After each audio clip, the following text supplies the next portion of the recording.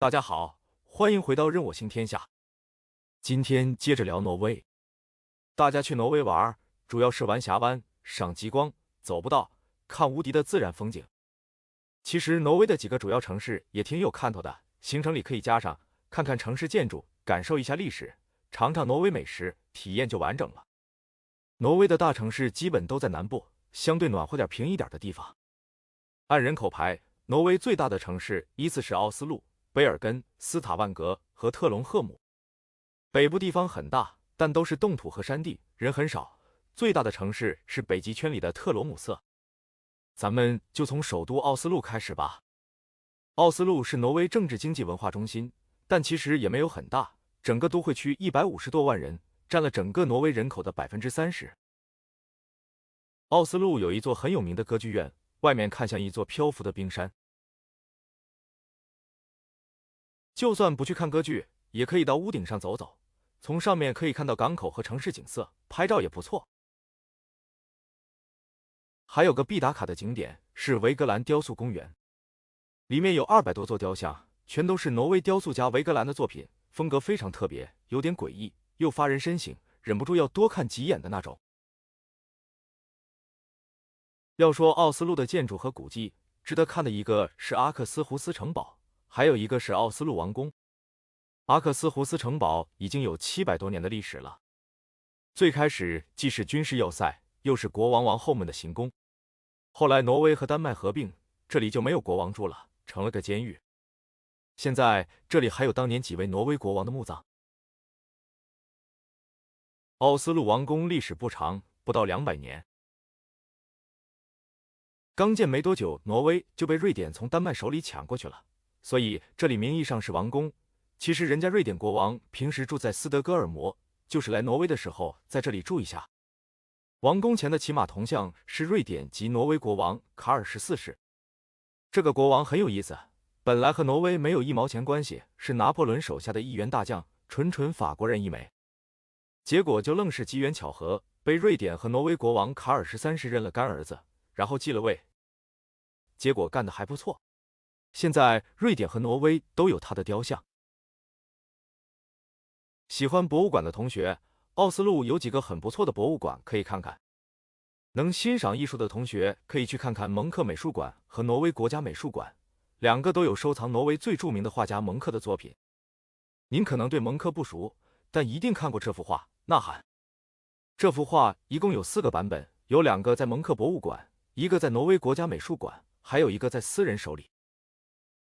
挪威民俗博物馆是个露天博物馆，也挺有意思的，有挪威各地的传统建筑，尤其是一座11世纪的木造教堂，非常有历史感。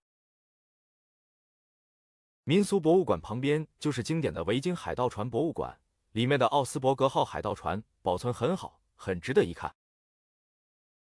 接下来咱们去看看挪威第2大城市卑尔根。上次介绍峡湾的视频有提到过，是个色彩缤纷的港口城市。12到13世纪，这里还是挪威的首都。很多朋友的峡湾之旅就是从卑尔根开始的。布吕根码头是这里的必打卡景点，一大片的5颜6色的尖顶木头房子是世界文化遗产。卑尔根当年是赫有名的汉萨同盟的4大贸易中心之一，在老街的木板路上慢慢逛逛，可以好好感受一下这个中世纪商贸大港的气氛。布吕根码头附近还有个著名的鱼市场，喜欢吃海鲜的朋友一定要来看看，新鲜的三文鱼、鳕鱼、帝王蟹，生的熟的都有，只要银子够，可以放开吃。卑尔根城东边有个弗洛伊恩山，也是个热门景点，搭轨道车几分钟就能到山顶，俯瞰整个卑尔根市区和周边的山海，风景超棒。卑尔根是个好地方，就是一年有大概300天下雨，所以出门记得带雨衣雨伞。奥斯陆到卑尔根之间有个很经典的挪威缩影行程，意思是走一趟就可以坐各种交通工具，看到挪威的各种美景。从奥斯陆到米达尔那一段是普通火车，从米达尔到弗拉姆是在如画的风景里游走的网红弗拉姆山地火车，然后在弗拉姆坐游船到古德旺根，一路看美丽的松恩峡湾。从古德旺根到沃斯是坐巴士，最后是沃斯到卑尔根的火车。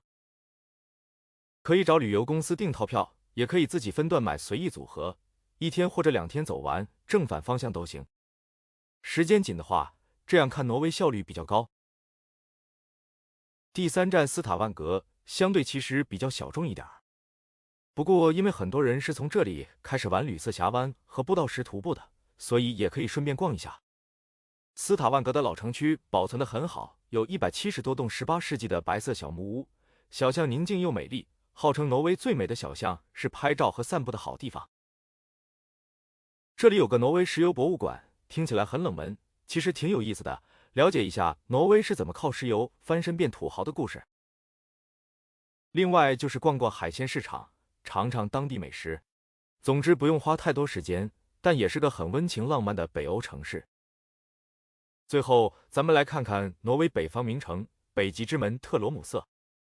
特罗姆瑟只有7万人口，在北极圈里面，在地广人稀的挪威北部已经是第1大城了。特罗姆瑟有个打卡景点北极大教堂，非常现代感的一座白色三角形教堂，是特罗姆瑟的地标。晚上灯光点亮的时候特别漂亮。还有一个极地博物馆，讲述北极探险家、猎人、捕鲸人等等在极地的精彩故事。小城南边有个大石头山，可以坐缆车上去，俯瞰特罗姆瑟和周围一圈峡湾和远处的雪山。当然了，很多朋友去特罗姆瑟都是冲着北极圈、极光和冰雪去的。特罗姆瑟是全球最容易看到极光的城市之一，每年10月到3月都可以追极光，不用跑很远就能看到魔幻的绿光在天空中跳舞。那个大石头山顶上就是拍极光的最佳机位之一，很多人冬夜里来这里蹲点拍大片的。这里冬天还有狗拉雪橇、驯鹿农场、雪地摩托等等都可以安排。这些极地活动一般的旅游区可是体验不到的。好了，挪威系列到这里就告一段落了，多谢大家观看，喜欢的话请点赞、订阅、评论和转发。